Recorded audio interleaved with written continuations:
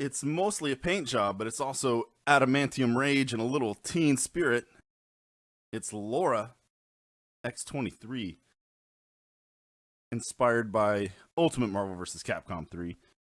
This figure was put together very simply with two different 30-minute missions figures.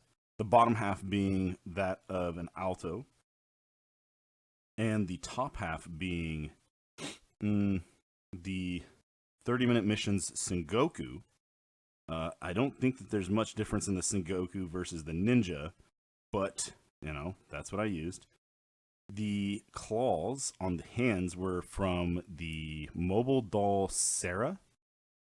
Oh, or was it May? It was the mobile doll May. She had these little fins that go on the back of her hair, and I trimmed them and then fit them around the backhand there. So those actually come apart. Yeah, and you take the claws with them if you wiggle them off. Come on now, I swear I can do it. Oop, there it is. Yep, so the claws come off with the back plate on the hand. But yeah, very, very simple one.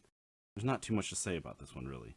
So let's just jump into it. Oh, you know what? The toe claws. The toe claws are from the little gauntlet that you get with the option parts for the Seal Nova from 30-minute missions. So I took, I think this is just the thumb and the pinky, or kind of like the double thumb. That's what I did. Just glued them on there because the Alto has a nice flat toe area, so I just put it right on, covered it with some paint and everything, made it look good. Laura's usually got a shoulder-length haircut going on when she's not wearing the Wolverine mask. And I guess later on she got longer hair, but in the game it's just barely shoulder length, or just below shoulder length. So I figured, why not just use it? It'll look like a bob. Yeah, she's got a massive 5-head going on, but it also looks like she has a good scowl going on, so she's angry. You know, don't trust her. She'll turn invisible anyways, right? Let's see. Let's get another pose in before we get paint going. And in this pose, you can tell for sure it's mostly a paint job. Here, all I used was this black primer from Badger Airbrush.